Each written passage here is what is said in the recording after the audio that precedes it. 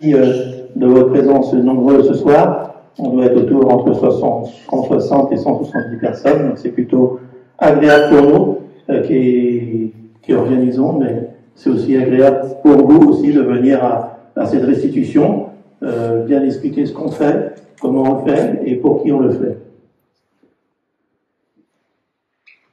Donc tout d'abord, c'est un comité d'organisation, donc d'une petite quinzaine de personnes, donc qui est assidu, qui se réunit dès le mois de janvier. Donc là, après ce soir, on va caler une date pour janvier pour remettre en route pour l'année prochaine. Mais c'est surtout beaucoup de bénévoles. Là, c'était lors de la réunion que nous avons fait au mois de juin, donc avec les responsables de secteur, pour justement bien cadrer la sécurité, parce que la sécurité, c'est un point primordial. Et l'édition 2023, on est assez content parce qu'il n'y a eu aucune chute, aucun bobo. Nos 3 infirmières et le médecin n'ont eu rien à faire. L'ambulance s'est promenée pour rien et c'est parfait comme ça. La sécurité, c'est bien sûr une équipe de motards pilotée par David et Denis. Ils sont par là. Levez-vous, qu'on vous voit. Voilà, Denis et David que j'ai vu par là, il est là-bas.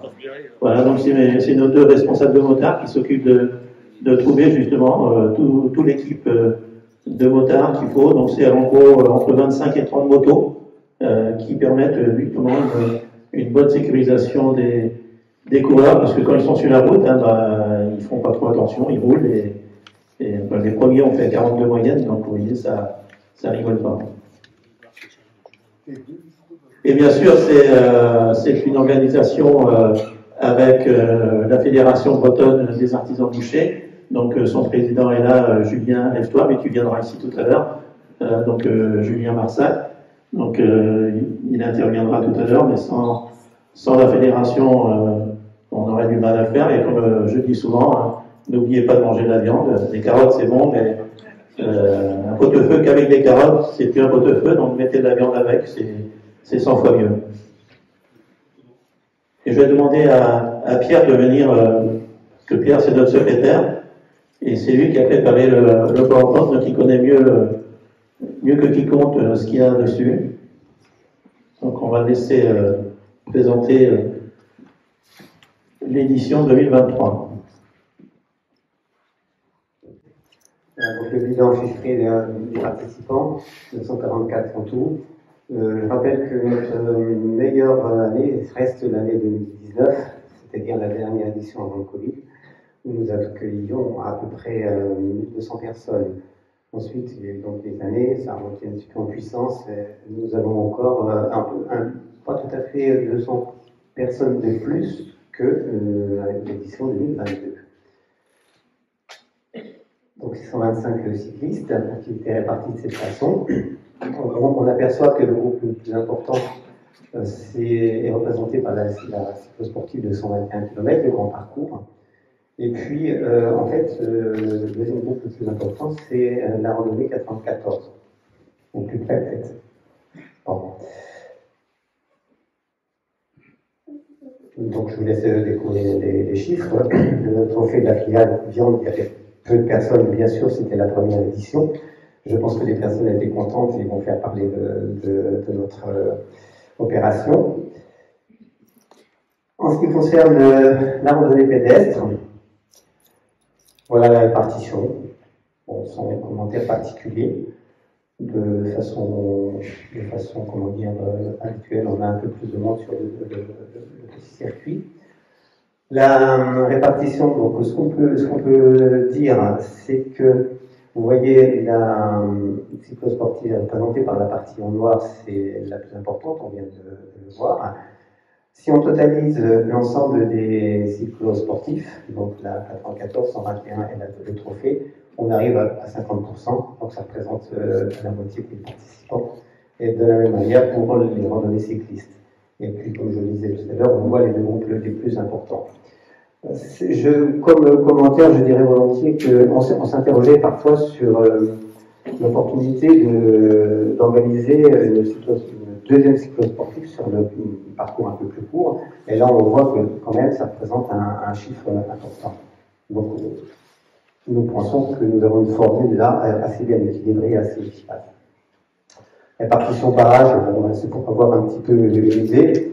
On se rend compte tout de suite que la partie un peu importante est représentée par les personnes de 50 à 64 ans, 34%. Peu de jeunes, alors j'ai mis 13 à 18 ans, en fait, ça veut dire que le plus jeune participant avait 13 ans, et à l'inverse, le plus âgé avec 86 ans.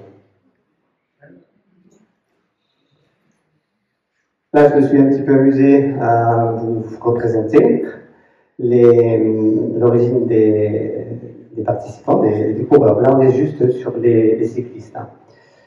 À l'arrière-plan, donc en plus petit, vous avez la carte de l'année passée. Donc vous voyez que ça s'étend un peu. Alors il faut avouer que la couleur vert très claire, ça représente un ou deux participants simplement, hein. Mais ça donne une petite impression. Et puis on voit bien que les couleurs plus foncées sont autour du Morbihan. On le voit tout de suite, donc Morbihan 357 cette année, donc vous voyez que c'est là le principal contingent. Ensuite, Ille-et-Vilaine, sans surprise, comme les autres années, la Loire-Atlantique. Alors, ce qui nous étonne toujours un petit peu plus, c'est les Côtes d'Armor, c'est un pays de vélo pourtant, et puis c'est limitrophe, et on n'a pas tant que ça de participants. Finistère, alors c'est pareil, hein, ils boudent chaque année, et j'ai envie de dire, ensuite, vous voyez, bon, ils apparaissent, mais on ne va pas commenter.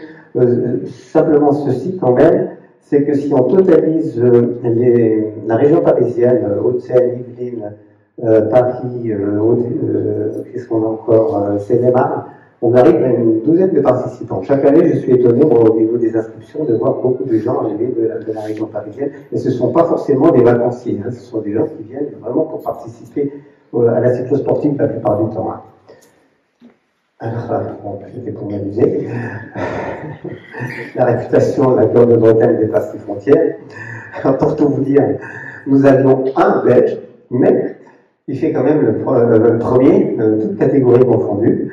Donc c'est un, mais vous voyez la qualité. Et un Anglais, alors lui, c'est pas le premier sur la ligne d'arrivée, mais c'est le premier sur la ligne de départ. Chaque année, depuis qu'on fait les inscriptions en ligne, il est le premier. Je serais curieux de le voir, je n'ai toujours pas identifié.